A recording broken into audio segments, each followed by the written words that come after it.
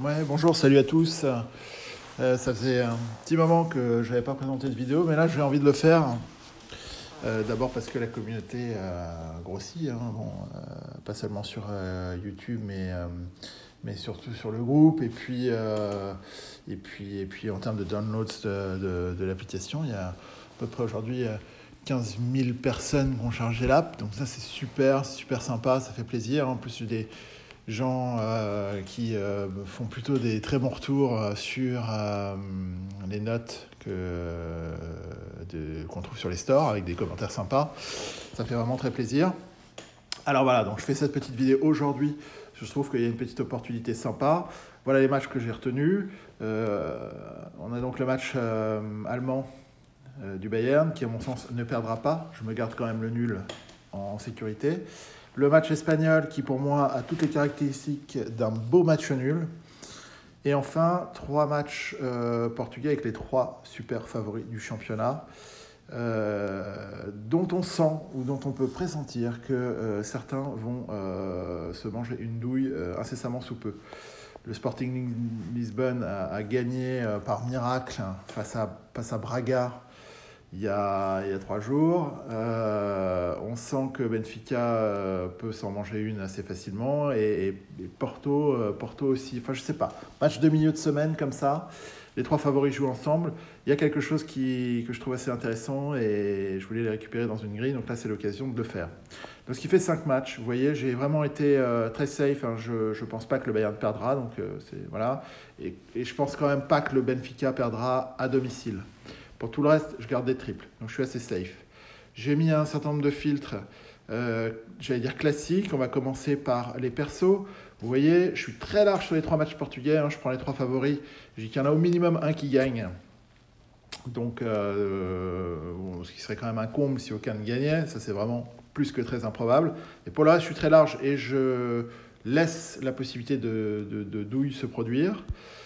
Sur les 2 premiers matchs, pour moi, j'assume mon choix, c'est-à-dire je pense que 1, le Bayern va gagner, 2, que le match espagnol a toutes les caractéristiques d'un match nul. Donc je dis qu'au moins un des 2 de ces 2 résultats va se produire sur ces 2 matchs.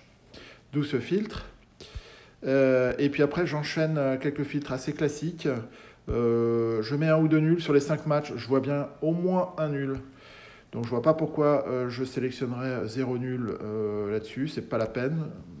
La probabilité c'est 1 ou 2. Donc j'assume aussi ce que je pense sur ça. Donc, voilà ce que je fais.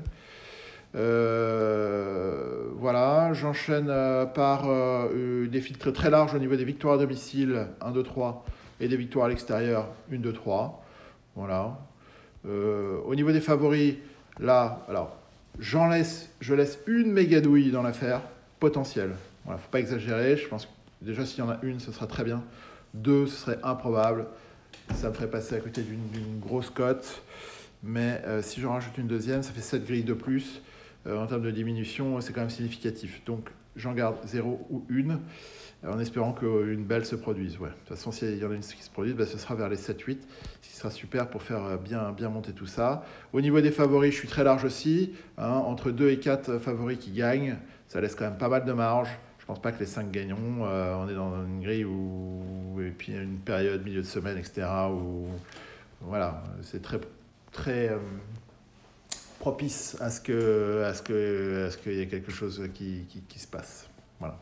Donc tout ça réuni fait que initialement, ma sélection de 3 triples et de doubles faisait 108 combinaisons possibles. Une application simple des filtres, vous voyez, on gagne un certain nombre de grilles jusqu'à descendre à 23 grilles. C'est le numéro de Michael Jordan, ça ne peut pas perdre. Et puis ces 23 grilles, si on les regarde, elles vont se répartir d'une code de 12,55. Et puis dès la grille suivante, dès la deuxième grille, on est positif. Et on monte jusqu'à 341. Bon, mettons, si je prends celle-ci, vous voyez, c'est pas une grille improbable. Bayern gagne, Vigo gagne, 2 matchs nuls. Et Porto gagne. On est dans des choses très, voilà, qui ne sont pas farfelues du tout. Et il n'y en a qu'une en fait qui est inférieure au nombre de grilles faites, une seule cote qui est à 12,55 pour 23 grilles, donc il faudra mettre le double sur cette grille-là. Mettons, si je mets 2 € sur cette grille-là, ça fera 25 de gain si c'est celle-ci qui tombe. et plus les 23 autres euros, les 22 autres euros, ça fait 24 euros de misée et toutes les grilles sont positives. Facile à comprendre et facile à faire, à jouer. Après, on peut évidemment, pour ceux qui veulent mettre beaucoup moins, on peut mettre 20 centimes sur la première et 10 centimes sur tout le reste, ce qui nous fait un pari de 2,50 euros, ce qui sera le plus bas compte tenu des mises minimum acceptées par les bookmakers. Voilà, parfait. Bonne chance à tous. Merci. Salut.